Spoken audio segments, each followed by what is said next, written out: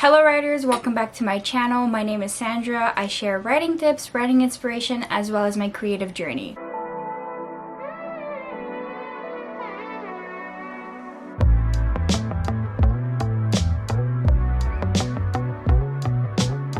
So today I want to talk about a topic that's very near and dear my heart, and that's poetry. And specifically, I want to talk about how to start writing poetry. So this applies for people that have never written in the genre before, people that are starting to write poetry, people that are interested, newbies, beginners. Doesn't matter if you took a course on poetry, doesn't matter if you haven't, it doesn't matter if you don't study writing. It doesn't matter. I just wanted to make a short and helpful video as to how to start writing poetry. So without further ado, let's get started. My first tip is to read a lot of poetry. Yes, I know you guys are gonna come for me because every writing tip video starts with reading a lot, but it is true.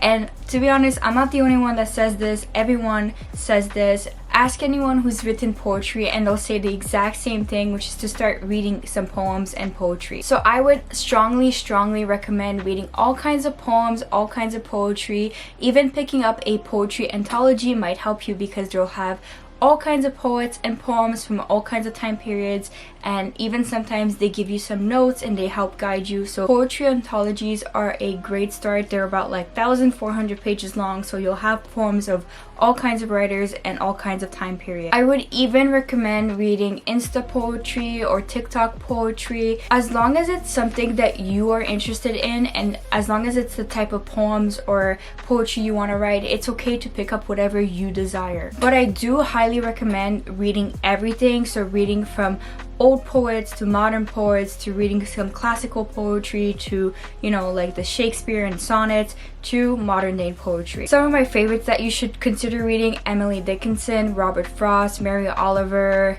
Oh my god, there's so many. Frank O'Hara, Ocean Vuong. Like, I could literally go on forever. Edgar Allan Poe. So many. If you want any more recommendation, I will in the future film a poetry recommendation on my other channel, which is Sandra is Book, where I talk about books. So stay tuned for that, and if you really want that, let me know down below in the comments. And then my second tip is to read all the greats as well. Like I said, you know, even if you want to write more like free verse and modern poems, I think that if you really want to grasp poetry and you really want to challenge yourself, you should read all the great poets. And this advice actually comes from the poet Billy Collins, and he says that if you want to get a better grasp at the meter, at how poetry is constructed, how it sounds, how it looks like, definitely read Paradise Lost by Milton. Definitely read Coleridge and Wordsworth. I did a whole seminar in university on Coleridge and Wordsworth, and it's their lyrical ballads from 1798 and 1800. And honestly, it really transformed the way I see poetry. This has been heavily tabbed. I've written stuff. I've done everything with this collection, and honestly, it's reading the long poems is actually gonna teach you a lot about poetry rather than reading just like 2-3 pages. When you read a poem that's almost like a narrative form or a ballad form, and it takes up 10 to 20 and 50 pages even, you start to realize like, wow, we can do this with poems. We can like tell a whole story. We could put so many elements in poetry. It doesn't even have to be real life. It could be like these illusions, it could be paranormal. It just shows you how much you can do, and I really would recommend going to the old guys. So Coleridge, Wordsworth, I will link everything I talk about and everyone I talk about down below, so don't worry if you're getting lost a bit. And in the future, I will also post a blog post to help you even more. And then another great poet that you should definitely read is Shakespeare's and his sonnets. So the sonnet is a special poetry form from the Petrarchian, and it has 14 lines. And I'm not gonna get into the sonnets, honestly, it's just so much to go through, but you have a long reading list if you want to get into poetry that goes from past to present and even in the future. So poetry is not dead. It's getting a big revival lately, and it's a beautiful thing to see. So definitely Shakespeare, Coleridge, Wordsworth, and Milton. Those are some of the greats that you should start with. And if you want to see the Billy Collins advice video, I'll link it down below as well. It's very short, it's like 3 minutes. My third tip is to research poetry forms. Like I was saying, you have Shakespeare's sonnets, but it comes from the Petrarchian. You know, that's just one form. You have haikus, you have free verse, you have the epic, you have the pastoral, you have the ballad, you have limericks. There's quite a few forms of poetry out there, so you can have a feast, you can have fun with it, you can research, you can challenge yourself. I think haikus are really a cool one to challenge yourself, but for me personally, I find haikus to be the hardest. I feel like I would be better suited writing a very long poem as to writing a short one. But you see, everyone has their preferences and everyone has like places where they struggle the most with. So maybe some people struggle with having lyrical poems, so they prefer writing free verse and vice versa, right? So honestly, just don't be afraid, research these things. I'll leave links down below. Like, just have fun with it. Poetry is supposed to be fun, it's supposed to be engaging, and it's supposed to be challenging. So research will come a long way. There's a lot of sources that are free online and offline. There are books you can read. I have this book, it's called The Poetic Designs, An Introduction to Meter, Verse Forms, and Figure of Speech by Stephen Adams. I'll link this book down below. This was one of my first poetry books that I've ever read, and it was super helpful when I read it in my undergrad.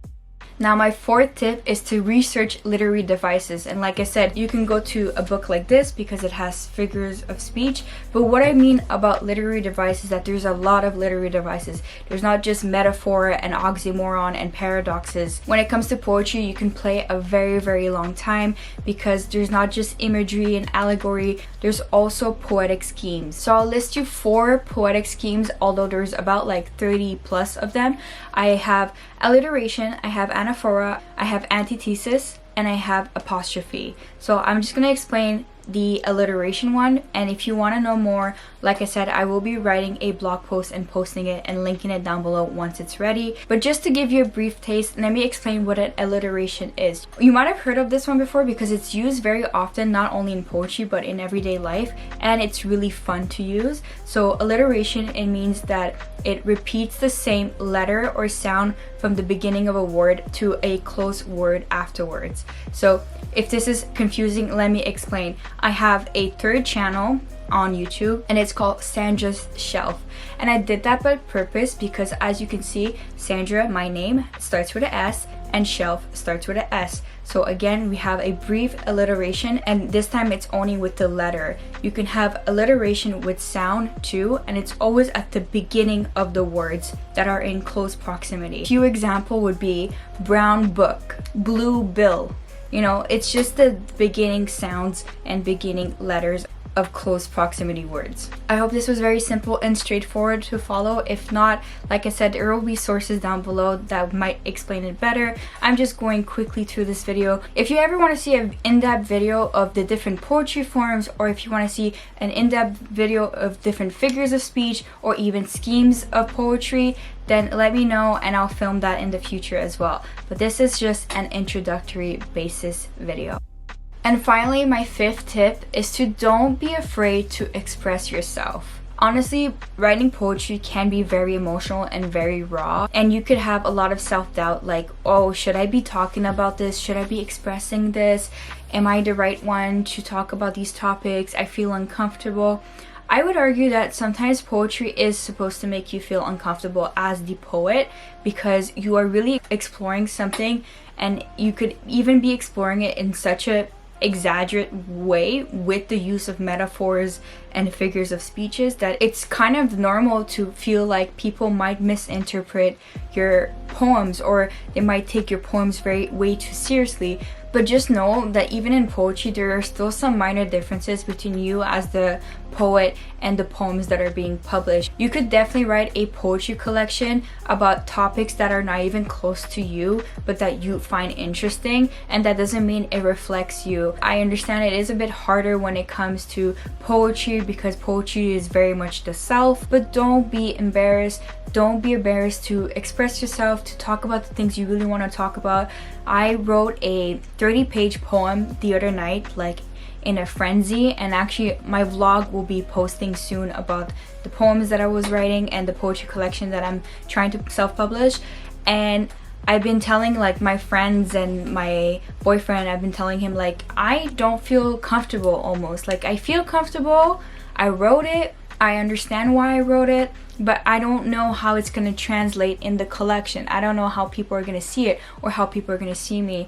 And that's a very natural thing. Even as someone who's written poetry for over 7+ years, I still have that fear of expressing myself. But when I started writing the poem and I just let myself go for an hour, over an hour, I was like, you know what, this is good. This is what I wanted to write. This is what I needed to write, and I can always edit it, and I can always, you know, perfect the poem. And that's the other thing with the poems, like the first draft is the first draft. It's like the same with novels. Like sometimes the first draft is so shitty, nothing rhymes, nothing seems perfect, but you'll work through it. So don't be afraid to express yourself. Don't be afraid to write freely. I really hope that you found this video helpful. I hope that you will try your hand at poetry, or at least read some more poems and poets. And if you want to share any of your favorite poetry tips, or if you want to share any of your favorite poets or poems down below, feel free to do so. I would love to read more poems and poets that maybe I haven't discovered or I haven't read much of yet, and I'm sure other people would like to know as well. As always, if you like this video, like, comment, and subscribe. Everyone is welcome on my channel, and I would love to have you here. And also, everything that I talk about will always be linked down below, so don't worry, I'm never keeping anyone in the dark here. And make sure to follow for more writing videos every Wednesday and Fridays. For now, I'm gonna go and finish my poetry collection, and I'll see you on the next writing video. Bye! I guess you're back. Are you gonna tell me where you went? All the messages I sent with no reply. It's like that.